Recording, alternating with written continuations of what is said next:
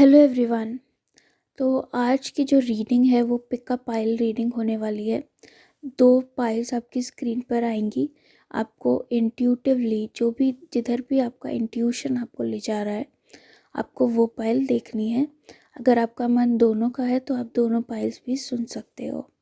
Okay, हो सकता है बहुत बार ऐसा होता है कि दोनों पाइल्स के कुछ कुछ मैसेजेस हमारे लिए इम्पॉर्टेंट होते हैं।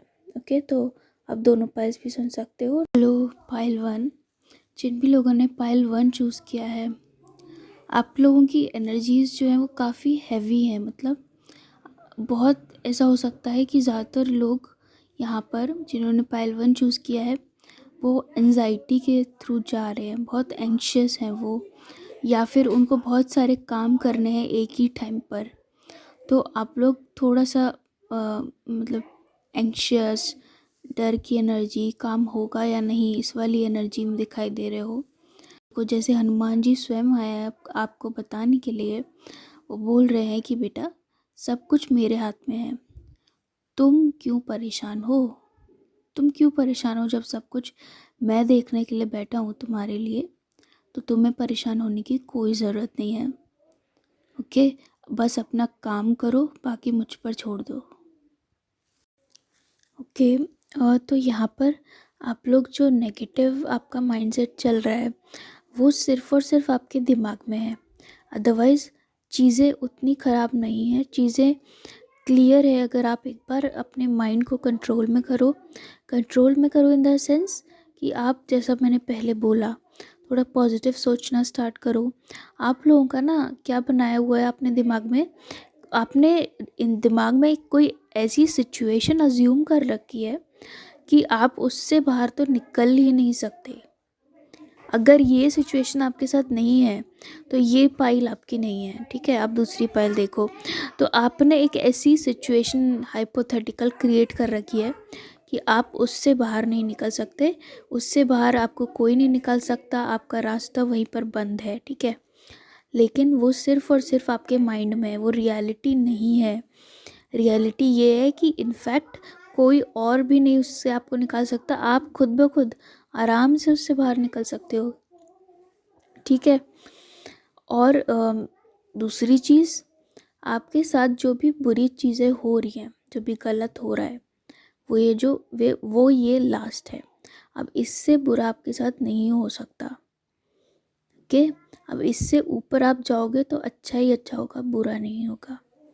ठीक है, उसके साथ ही साथ ऐसा दिखाई दे रहा है कि यूनिवर्स जी आपको कुछ देने की कोशिश कर रहे हैं, लेकिन आप उसको एक्सेप्ट करने के लिए या तो रेडी नहीं हो, या फिर दूसरे लोग हो सकते हैं जिनको समझ ही नहीं आ रहा है, वो कंफ्यूज्ड है कि वो दूसरे ऑप्शंस देख रहे हैं, लेकिन रियलिटी में यूनिवर्स या गॉड जो भी जिसमें भी आप बिलीव करते हो, वो आपको दूसरी चीज़ ऑफ़र कर रहे हैं और आप जो है कंफ्यूज्ड हो दूसरे ऑप्शंस में।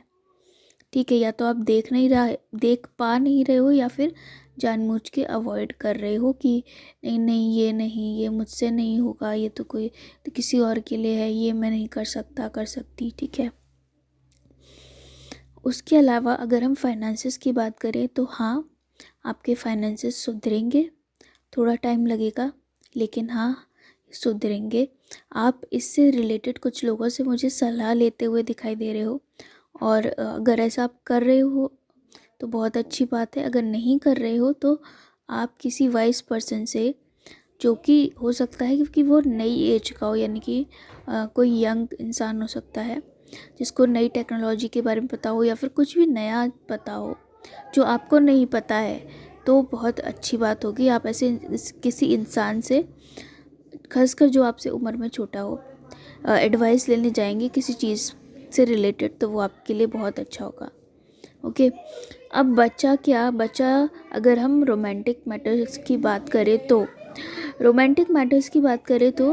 आपकी तरफ कोई इंसान आना तो ज़रूर चाहता है, लेकिन वो पहले अपना काम फिनिश करके आपकी तरफ कोई इंसान आना तो चाहता है, लेकिन वो पहले अपना काम ख़त्म करके आना चाहता है। मतलब वो एक स्टेबल ऑफ़र के साथ आना चाहता है।